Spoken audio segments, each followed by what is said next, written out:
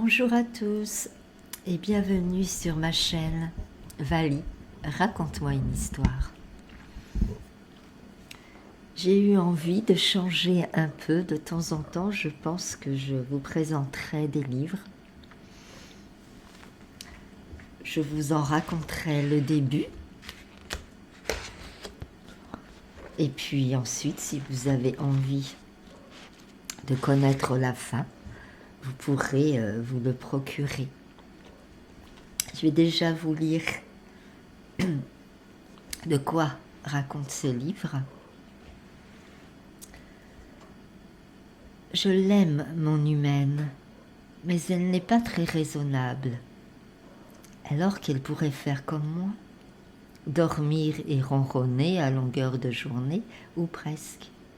Quand personne n'est là, je m'en donne à cœur joie dans ma vie de chatonne. J'escalade, je donne des petits coups de patte pour faire tomber des choses. Elle n'a qu'à ranger ses affaires après tout. Quand ces certitudes se font la malle, Agathe décide de boucler ses valises. Adieu Paris, direction Nice. Fraîchement débarquée dans une location qui s'annonçait paradisiaque pour fêter Noël, Agathe tombe sur un intrus, Corentin, le propriétaire des lieux, aussi sexy que bougon.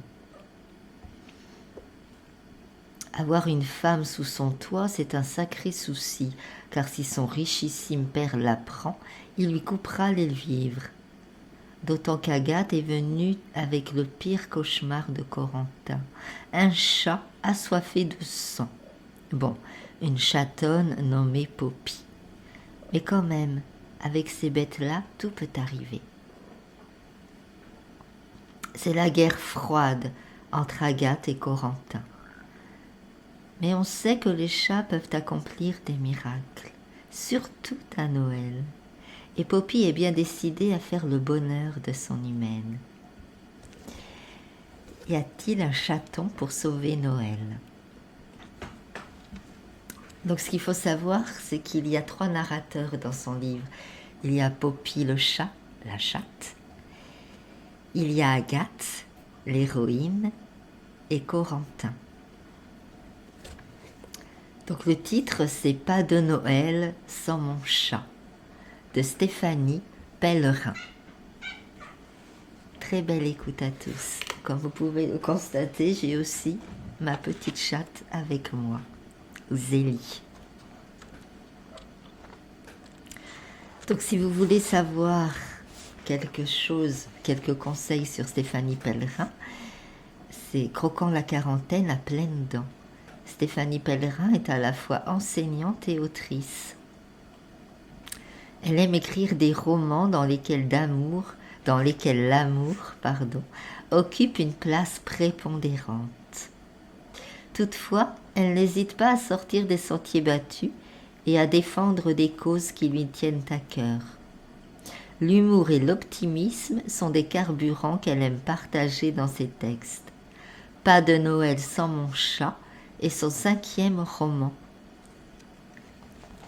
Vous pouvez retrouver Stéphanie Pellerin sur son Instagram, @Stéphanie-Pellerin.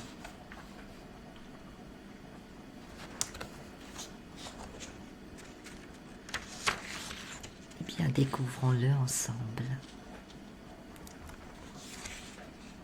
Il n'y a pas de hasard, il n'y a que des rendez-vous, de Paul Éluard. Et ça, j'y crois. Rien n'use mieux les vieilles patiences que les jeunes passions. Hervé Bazin.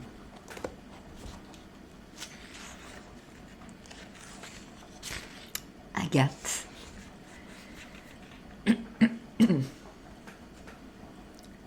Voilà des heures que je révise, un plaid sur les épaules, Poppy sur les genoux. La chaleur animale de ma jolie tigrée me réconforte au sens propre comme au sens figuré. Le concours approche dangereusement et je voudrais pouvoir faire l'autruche.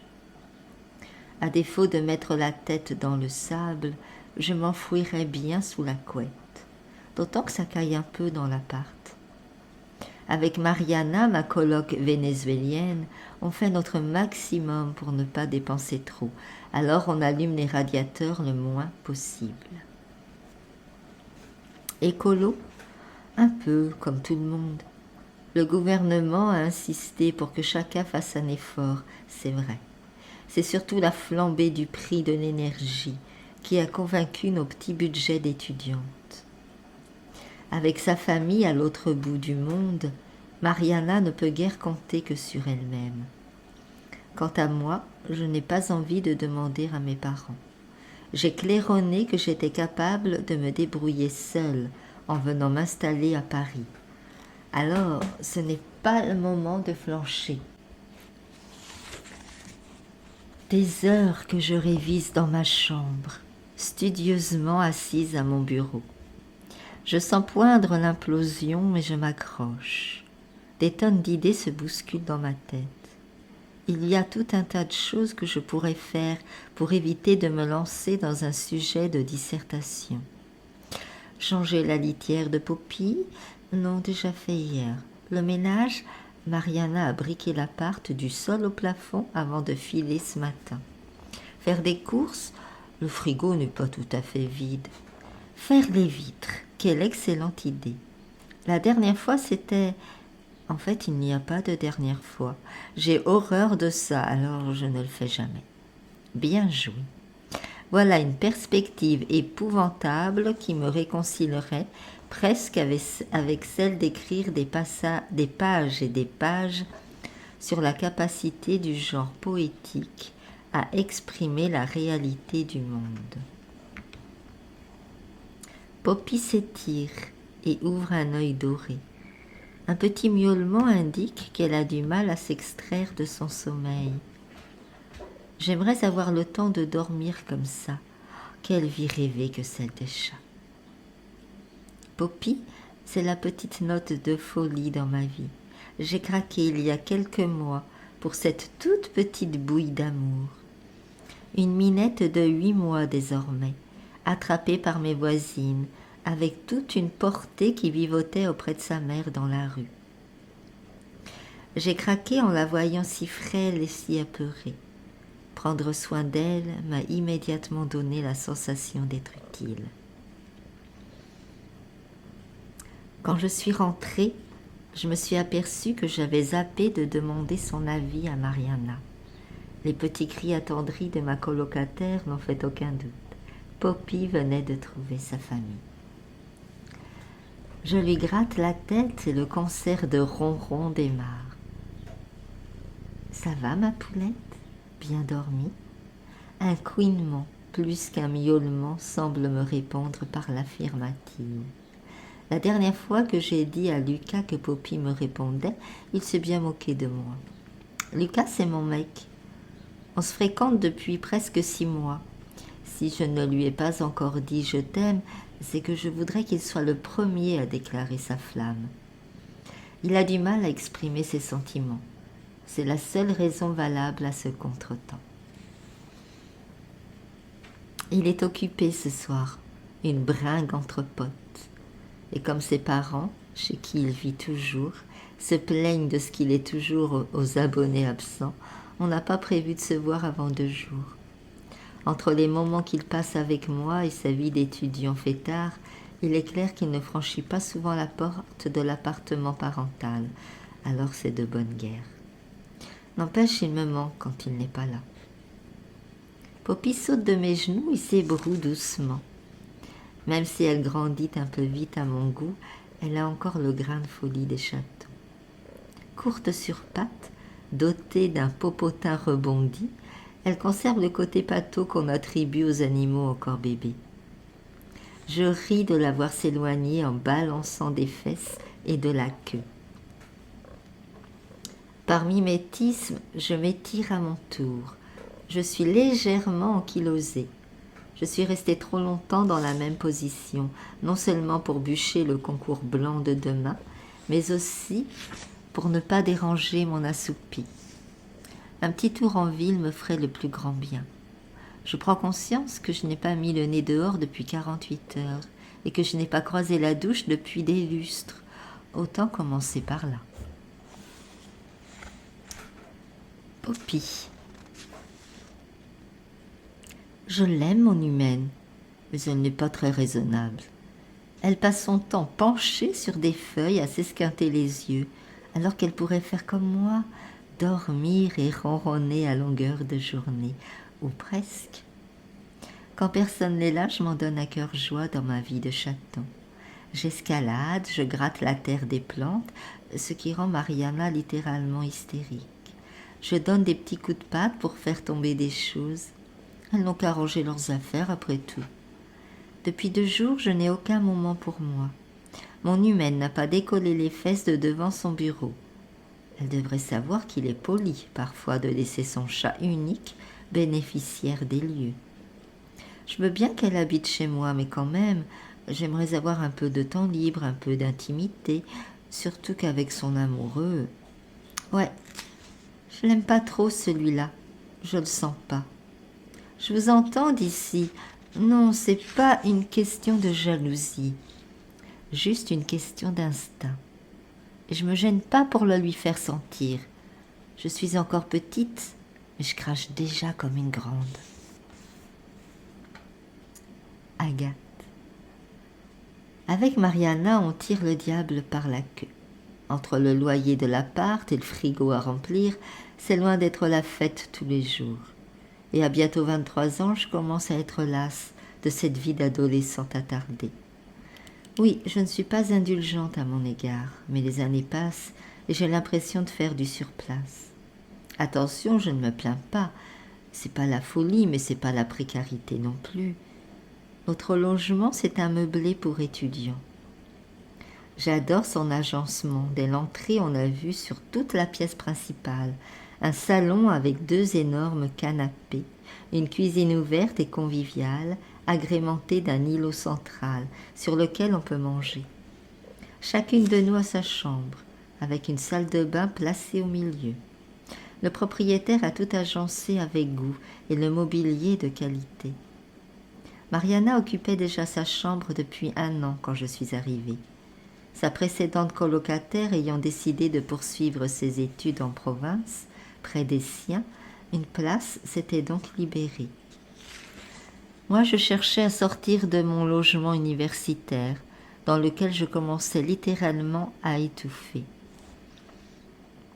On s'est croisés à une soirée, on a très vite accroché. Alors elle m'a proposé de rencontrer son proprio. En moins de 2 semaines, l'affaire était bouclée. Pour être honnête, vivre en colocation, c'est pas simple tous les jours, surtout quand on cohabite avec quelqu'un de diamétralement opposé. Mariana est une boule d'énergie, c'est parfois épuisant, mais c'est le plus souvent régénérant. Et puis je ne retournerai à mon placard étudiant pour rien au monde. On n'est pas toujours d'accord, elle et moi, mais on se le dit. En revanche, on est rapidement devenus de vraies confidentes, et ça n'a pas de prix. Une fois ma douche prise, je ne retarde pas plus mon projet de prendre l'air et m'emmitoufle bien avant de claquer la porte derrière moi. Le mois de décembre a commencé sur un froid vif et sec. Ce n'est pas ce qui me dérange le plus. J'ai investi dans une doudoune très chaude et une fois munie d'un bonnet, d'un snood et de gants, la terre peut bien geler. Non, ce qui me pèse par-dessus tout, c'est ce combo béton-grisaille. Non seulement le ciel est d'un gris sale, presque en permanence, mais en plus, peu importe de quel côté je tourne la tête, mon regard est stoppé par un bâtiment. C'est laid. Je rêve de nature, d'horizons qui s'étendent à perte de vue. Hormis pour les vacances, je sais que cela relève de l'illusion, surtout si je réussis le concours de prof. Dans ce cas, je serai coincée entre une bonne dizaine d'années en banlieue parisienne, ballottée de RER en RER. Malgré tout cela, ce serait mentir de dire que je n'aime pas Paris. C'est une très belle ville, pleine d'opportunités. La ville de la culture, du patrimoine, des spectacles, des expos, des restaurants ouverts à toute heure. Sauf que je n'ai pas un rond à dépenser pour ça. Un jour peut-être, quand j'aurai enfin un vrai salaire.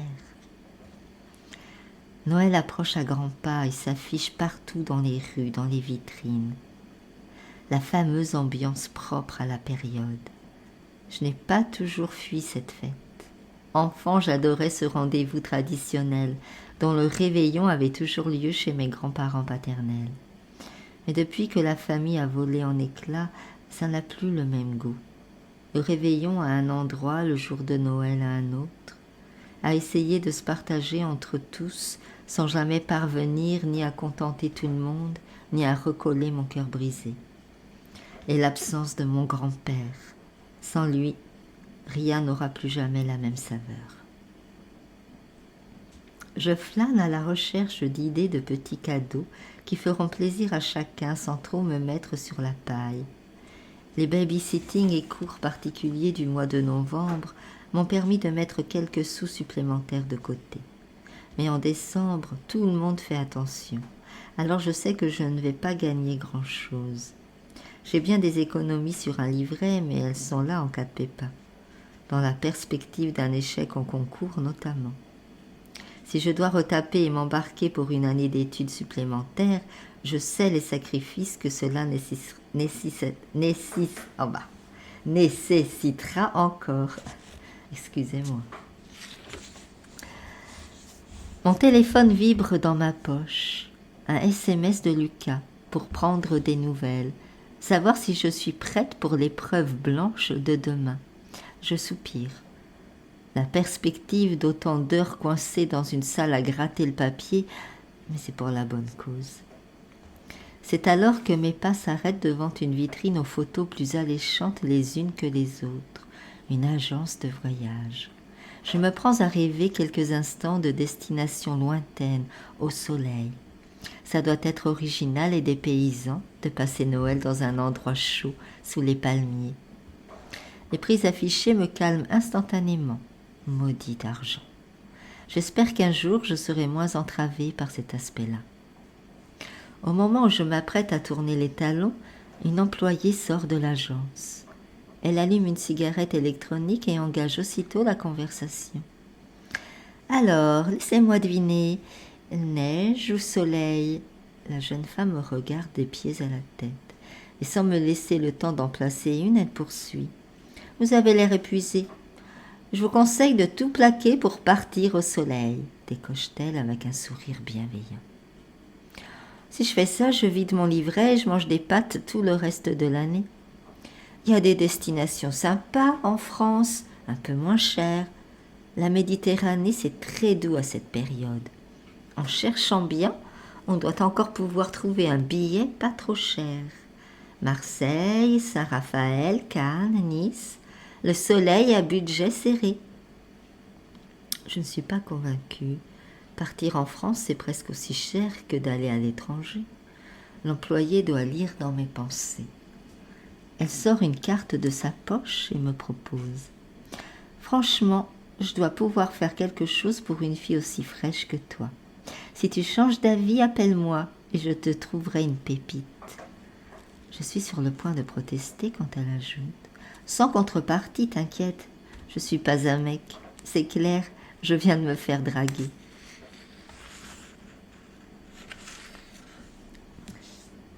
Poppy. Elle traîne, mon Agathe. Oui, j'ai dit que je rêvais de liberté et d'indépendance, mais pas à l'heure de la pâtée. Comment je le sais? Pas besoin de montre quand on est un chat. On a une horloge interne dans le bidon. Et la mienne me dit qu'Agathe est en retard. Pourtant, elle est plutôt fiable pour une humaine. Ce n'est pas toujours le cas avec cette drôle d'espèce. Sous prétexte qu'ils produisent des sons articulés et sont dotés d'un pouce opposable, ils pensent qu'ils sont les maîtres du monde. Ouais, nous aussi on pourrait, mais on est trop occupés à se lécher. C'est important l'hygiène. Bon, je ne me plains pas, mon spécimen est propre. Pourtant, je ne la vois jamais se lécher. D'ailleurs, j'ai remarqué qu'elle n'a pas la même souplesse que moi. Elle sent bon et j'adore me coller à elle.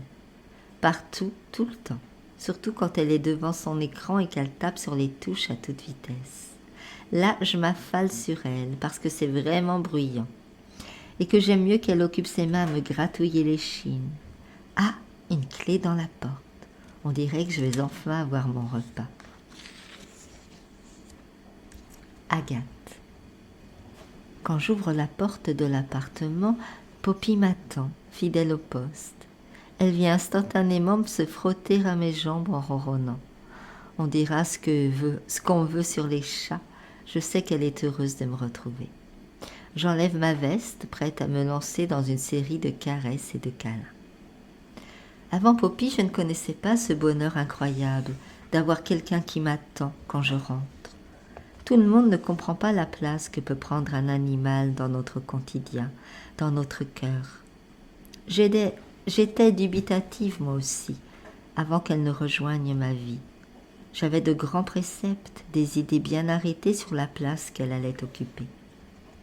Par exemple, hors de question de laisser dormir un animal dans ma chambre, encore moins sur mon lit. Je me tape déjà des poils partout sur mes vêtements, sur mon sac de cours. Je passe ma vie un aspirateur à la main.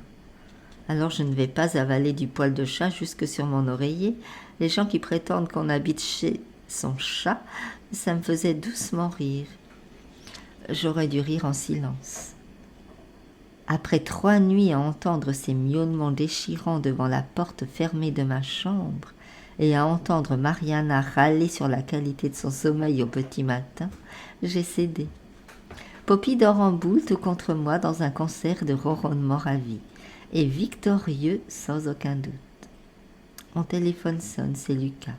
Mon cœur s'emballe comme chaque fois que je vois son nom s'afficher sur mon téléphone.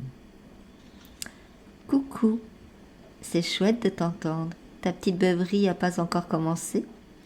Annulée à la dernière minute, meilleur plan. J'imagine, dit-il avec un soupçon de frustration dans la voix. Tous d'un coup ? C'est vraiment pas de chance. Du coup, c'est tes parents qui vont être contents. Je peux venir dormir avec toi ? Suggère-t-il en roucoulant presque. J'en ai terriblement envie. Mais avec la longue journée de demain, il balaie rapidement mes réticences. Je te promets que je serai très sage. Je passe chercher des nams au fromage et un poulet korma en bas de chez toi. On mange tôt, on se cale sous la couette et hop, dodo. Je me lève tôt demain, tu sais. Si ça t'embête pas, je ferai la grasse mat et je tiendrai compagnie à Poppy. C'est une excellente idée, j'aime dormir contre lui. Même si Poppy déserte la chambre ces soirs-là pour aller se pelotonner sur un coussin du canapé. Elle serait jalouse que ça ne m'étonnerait pas. D'ailleurs, quand il arrive, elle crache carrément et file se cacher. Lucas et moi éclatons de rire devant son mécontentement de chaton qui n'impressionne personne. Elle va passer la soirée à nous rôder autour sans jamais s'approcher. Cela ne dérange pas Lucas qui, s'il ne ferait pas de mal à une mouche, n'a pas la même fibre animale que moi. Sur ses réflexions, il sonne. Il arrive les bras chargés de paquets, à se demander s'il compte rester plusieurs jours. Il m'embrasse furtivement, le sourire aux lèvres, et je le débarrasse d'une partie de son chargement. « Tu en as acheté pour combien de jours ?» L'odeur des plats indiens qu'il a rapportés titille délicieusement mes narines. J'ai à peine grignoté aujourd'hui et manger chaud va me faire le plus grand bien. Il sort un autre sac, plein de pains et de brioches. Je me suis dit que Mariana se joindrait peut-être à nous et qu'elle ne serait peut-être pas seule. C'est pas ce soir qu'elle doit te présenter Juliette ? Ah oui. Elle a dit que la mystérieuse Juliette dormirait sans doute à la maison aujourd'hui. Pour autant, avais-tu besoin de dévaliser tout le quartier ? Les viennoiseries, c'était vraiment indispensable. Je sais que sinon, tu déjeuneras à peine. Grâce à mon appli, j'ai pu récupérer les invendus de la boulangerie d'à côté. Demain matin, tu vas te régaler avant d'aller faire transpirer ton cerveau. Je me hisse sur la pointe des pieds, je lui donne un baiser. Ce mec est un amour. S'il n'est pas expressif, toutes ces petites attentions au quotidien sont bien plus parlantes que des mots. Bon, c'est vrai, ce n'est pas le gars le plus sexy de la planète. Je sais que le simple fait de le signaler, ça craint. Et que d'emblée, ça annule presque ce que je vais dire ensuite. Je ne me serais pas retournée sur lui dans la rue. Taille moyenne, pas sportif pour un sou, plutôt complexé par des cicatrices d'acné juvénile, il fait tout pour passer inaperçu. D'ailleurs, j'ai mis longtemps avant de lui prêter véritablement attention. Je l'ai rencontré à la supérette du coin. Bien que ses parents soient plutôt à l'aise financièrement, Lucas y fait quelques heures par semaine. Il a 2 ans de moins que moi et même s'il vit encore chez ses parents, le temps de boucler ses études, hors de question pour lui de quémander de l'argent de poche. Alors il a un petit contrat pendant les cours et quand il est en vacances, il l'augmente, ce qui permet à ses collègues de prendre leur congé. Je ne sais pas combien de fois je suis passée à sa caisse avant qu'il n'ose m'aborder, en me faisant remarquer que cette fois-là, je n'avais pas pris mes habituels yaourts au citron. J'ai relevé la tête de mon cabas et réellement regardé ce garçon pour la première fois. Pas déplaisant et pourtant je n'avais jamais fait attention à lui. Alors qu'à l'inverse, il m'avait suffisamment remarqué pour retenir l'arôme de mon dessert préféré.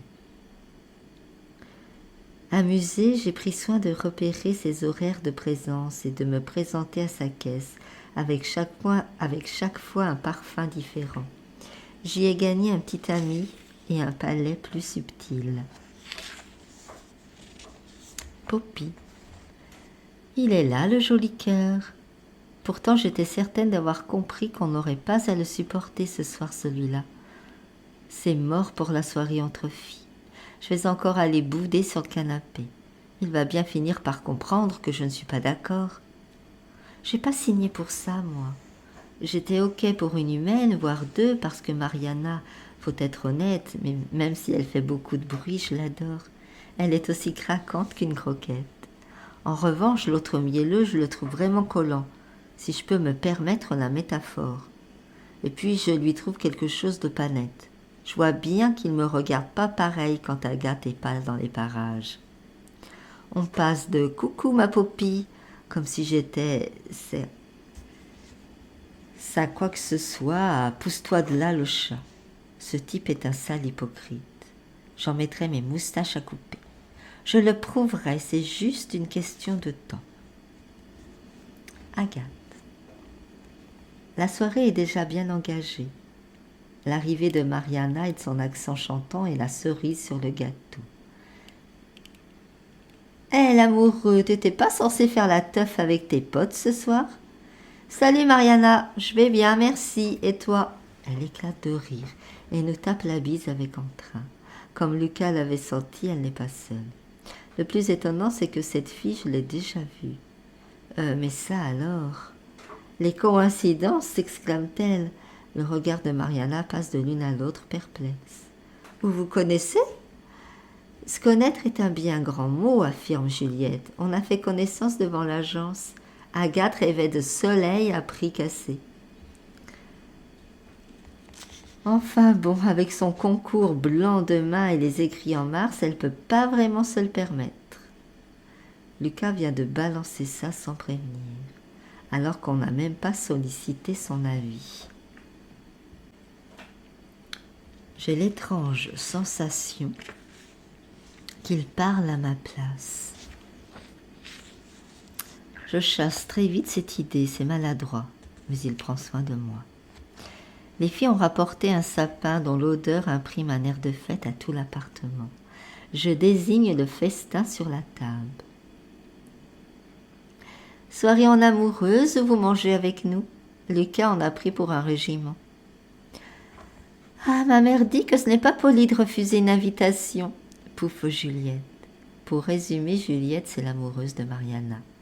Enfin, elle n'est pas la seule. Mariana sort aussi avec un garçon en ce moment. Elle n'aime pas trop être enfermée dans des cases. Polyamoureuse, pansexuelle, peu importe.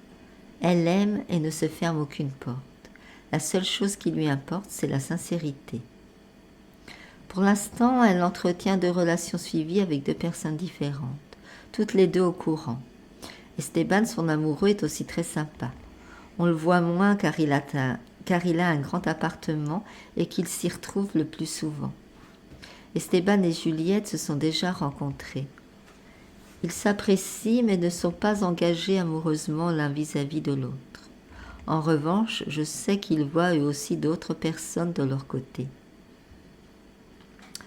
Je crois que je suis trop jalouse pour imaginer vivre 2 romances en même temps, avec des partenaires libres aussi d'en vivre de leur côté. Pour autant, je suis admirative de leur manière très farouche et ouverte de fonctionner. Pas comme mes parents qui... Mais bon, ce n'est pas le moment de penser à eux. Le repas est joyeux. Il a la vertu de me vider complètement la tête. Je pourrais presque oublier la perspective d'une longue journée de concours blancs, les échéances qui arrivent à grande foulée, et cette petite voix qui ne cesse de me demander si c'est vraiment la vie dont je rêve.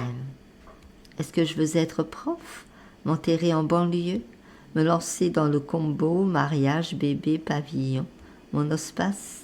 J'adore Lucas. Mais je ne suis pas certaine de me projeter avec lui. On me met pas mal la pression autour de moi pourtant.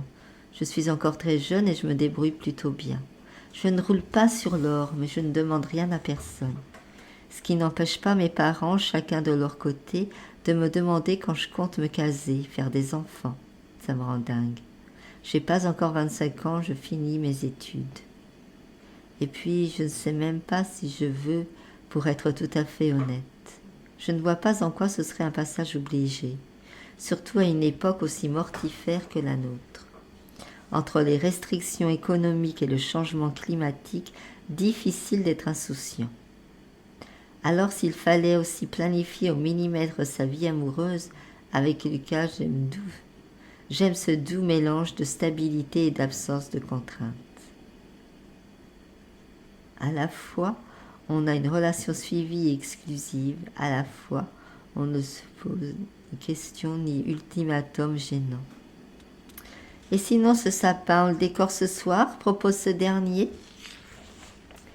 Je m'étire, espérant qu'il va comprendre que je tombe de sommeil et qu'on s'était promis de ne pas faire de vieux os. Agathe a l'air claquée, suggère Juliette. Bénie soit cette fille, c'est la 2e fois que je la vois et elle marque encore un point. Mais non, elle pète la... commence Lucas avant de croiser mon regard et de se raviser. Mariana me propose de remettre la déco à demain soir, ce que je valide aussi sec. D'autant qu'on n'avait pas envisagé que Poppy accorderait une telle attention au sapin. Elle en a déjà tenté 3 fois l'ascension et à mon avis, elle n'a pas dit son dernier mot. Poppy. C'est quoi ce grand truc vert qui sent bon? C'est un peu comme les petits que j'essaie de bouffer, mais que Mariana s'évertue à sauver de mes griffes. Sauf qu'il n'y a pas de terre aux pieds. Pas pratique pour enfouir ses crottes quand même. Bon, c'est pas là que je vais pouvoir faire caca. Du coup, à quoi ça peut bien servir? Je tourne autour 1 fois, 2 fois, mais ça ne bouge pas. Je crache un peu pour voir. Aucune réaction. Quelle est cette diablerie qui ne réagit pas? Je me remets à tourner autour en faisant le dos rond. J'entends Juliette se marrer et dire que je ressemble à une araignée perchée ainsi sur mes pattes. Elle est gentille cette fille, j'aime bien quand elle me gratte l'échine. En revanche, elle n'est pas bien maligne. Ou elle n'a jamais vu d'araignée de sa vie. Moi, j'aimerais bien en voir plus souvent d'ailleurs. Ça croque sous la dent. Du coup, j'ai une idée lumineuse. Je vais sauter dessus et l'escalader. Au bout de la 3e fois, j'adore ça. Agathe, moins, vu qu'elle se fâche. Sans parler de son amoureux, là, qui veut à toute force me virer. S'il continue, je vais pisser dans ses chaussures. Bien malin s'il devine que c'est moi. Agathe. Quand le réveil a sonné ce matin, j'aurais bien dormi encore un peu. Encore un peu beaucoup même. Le corps tout chaud de Lucas contre moi m'incite à rester couché. Comme il est là, pas de Poppy dans les parages. En plus, elle n'a clairement pas aimé qu'on la gronde après ses multiples tentatives d'ascension du sapin. C'est pas gagné cette histoire. J'ose à peine imaginer comment ça va tourner quand on aura ajouté les boules et les guirlandes. Je m'extirpe doucement du lit. J'ai mis l'alarme assez tôt pour avoir le temps de lire en prenant un café. Malgré des études littéraires très exigeantes, j'aime m'accorder des moments de lecture plaisir. J'alterne souvent entre une histoire d'amour bien sirupeuse et un roman dont le personnage principal est un serial killer, complètement torturé. Plus l'écart entre les deux est grand, plus je me régale. Depuis quelques semaines, je suis tentée de faire l'impasse sur le plaisir, pour lire utile et mémoriser. Je sais que j'ai besoin de me vider la tête, mais cela ne m'empêche pas de culpabiliser. Pendant que la machine préchauffe, je vide le lave-vaisselle, le plus grand luxe de notre appartement. Je prends une tasse, mets une dosette de café et appuie sur le bouton. Poppy a senti qu'on s'affairait dans la cuisine et elle vient miauler de manière perçante, histoire de me rappeler que c'est l'heure du petit déjeuner pour tout le monde. Pendant que le café coule, j'ouvre un sachet de pâté et la voilà instantanément perchée sur le plan de travail. Elle ne grimpe là qu'en ma présence, à croire qu'elle sait ce qui lui est réellement permis et ce que je tolère en douce. Elle se frotte et ronronne. Je pousse doucement sa tête car sa petite langue essaie d'avoir un aperçu de ce que je suis en train de lui servir. Je dépose un baiser sur son crâne tout doux. Dès le moment où je mets son écuelle au sol, toute tendresse est oubliée et mon petit fauve se jette sur sa pitance avec de micro-grognements de satisfaction. Je m'installe devant mon mug fumant et le pain suisse prélevé dans ce que Lucas a apporté hier. Histoire que tout soit parfait, j'ouvre la romance de Noël dont je me délecte depuis quelques jours. Rien de tel pour se mettre dans l'ambiance. Même si je redoute désormais un peu cette période, je prends toujours le même plaisir à la vivre avec par procuration dans les livres. Me voici partie en pleine montagne sur les traces d'une héroïne farfelue qui accumule des situations plus rocambolesques les unes que les autres. Évidemment, elle va tomber sur un garçon du coin, bourru comme pas permis, dont elle va finir par tomber amoureuse, alors qu'elle était bien partie pour le déserter.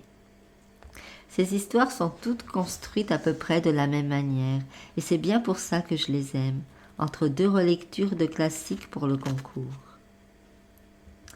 Ça va faire réplique de vieille, mais j'ai toujours aimé ce moment de calme le matin, quand tout le monde dort encore, que j'ai l'impression que le monde n'appartient qu'à moi. Je m'interdis de toucher à mon téléphone, de me laisser happer par les notifications et les réseaux sociaux. Je prolonge encore un peu cette période d'intimité avec moi-même. Poppy a terminé son repas et s'est empressée de venir se coller à moi. Le chat tout chaud, la tasse qui fume, l'amoureux sous les draps, le sapin pas encore décoré et le bon livre. J'ai tous les ingrédients pour vivre ma propre comédie de Noël, à un détail près. Il faudrait qu'une tuile me tombe dessus. Pour le moment, je ne vois pas trop ce qui pourrait m'arriver, et ça me convient parfaitement. Ce quart d'heure suspendu est passé trop vite. J'aurais bien poursuivi un peu plus ma lecture, même si les bourbiers dans lesquels se collent les héroïnes de comédie ont toujours un air de déjà-vu. Je trouve ça délicieux et reposant. Après un tour rapide à la salle de bain, seule malgré les tentatives de Poppy, chouinant et grattant à la porte, je vérifie que j'ai mes papiers, toutes mes affaires de cours et je file. Le contraste entre dedans et dehors sursaisissant ce matin.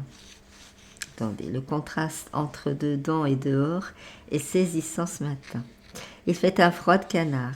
Je me suis habillée chaudement, mais chaque fois que je respire, un nuage de vapeur s'échappe de ma bouche. Cela me renvoie à l'enfance, à mon grand-père, et je souris instinctivement. Les pare-brises des voitures n'ayant pas encore bougé sont givrés. Un temps parfait pour que la neige s'invite à son tour. Comme je suis en avance, je me décide à faire une partie du trajet à pied et à profiter de cet air vivifiant. J'enroule mon écharpe autour de mon cou, extirpe mes gants de mes poches et me voilà parfaitement parée pour profiter du froid de décembre. Je me répète quelques dates, quelques définitions, mais mon esprit est distrait. Comme hier, alors même que je suis certaine que tout va bien, mon cerveau se met à tourner à plein régime. Toujours les mêmes interrogations qui reviennent. Est-ce que je me vois prof et parisienne pendant les 20 prochaines années? Je suis pourtant suffisamment mûre pour savoir où je vais. Enfin, j'en étais encore persuadée il y a moins de 72 heures. C'est le stress du concours. Ça ne peut être que le stress du concours. Alors que je pensais avoir peur de le rater, je m'aperçois qu'en réalité j'ai peut-être peur de le réussir. Dites ainsi, ça peut sembler dingue et pourtant. Si je réussis, c'est la fin des années d'études, c'est le grand bond dans la vie d'adulte. Il faudra bien se poser, faire des choix et sans doute renoncer à cette part d'insouciance que je garde encore de mon adolescence. Pendant les études, finalement, même si c'est dur, on a cette impression que tout est encore possible, que rien n'est définitivement tracé. J'enfonce les mains tout au fond des poches de mon manteau, un peu effrayée par toutes ces idées qui agitent mon cerveau. Un petit morceau de carton s'y trouve encore, celui que Juliette m'a donné devant l'agence. Bon, je vais hâter un peu le pas, sinon je vais finir par arriver en retard. Un comble, vu l'heure à laquelle je me suis levée. Poppy. Agathe est partie en trombe alors que je n'avais même pas fini de m'étirer sur elle. Je ne sais pas comment évolue le monde, mais les humains, c'est plus ce que c'était. On m'avait dit que c'était une espèce entièrement à notre service. Eh ben, quand elle s'en va en me laissant avec son Lucas, là, le service, je trouve qu'il laisse à désirer. J'entends le bruit d'une porte qui s'ouvre. Pourvu que ce ne soit pas lui. Qu'il fasse la grasse matinée, ce sera toujours ça de gagner. Heureusement, c'est Juliette qui arrive, avec son grand sourire. Quel plaisir de bon matin. J'espère qu'on la verra souvent, plus souvent que Lucas. Je me dirige vers elle, me frotte à ses jambes en miaulant. Quel bonheur. Ça marche de manière instantanée. Elle se penche, me caresse, et je miaule de plus belle. « Attends, poulette, je me lance un café, je te papouille. » Une fois sa tasse prête, elle s'assied. Pas farouche pour un sou. Je saute sur ses genoux et me lance dans un bruyant concert de ronronnement. C'est le truc qui marche à tous les coups. Les humains adorent ça. T'es vraiment câline comme Minette. Finalement, il n'y a que Lucas qui n'arrive pas à t'approcher. Je te comprends. J'aimerais pas qu'il pose la main sur moi, celui-là. Enfin, quelqu'un sur la même longueur d'onde que moi. Voilà, je pense que je vais vous laisser là. J'aurais bien aimé continuer. Malheureusement, je ne peux pas vous le lire en entier à cause des droits d'auteur. Si jamais cela vous a donné envie de connaître la suite, eh bien n'hésitez pas. Pas de Noël sans mon chat de Stéphanie Pellerin aux éditions Hauteville. Quant à moi, eh bien, je vous souhaite une très belle soirée. Merci de m'avoir écouté. Si cela vous a plu, n'hésitez pas de liker, partager, commenter, de vous abonner. Cela me fera plaisir. Et puis à très vite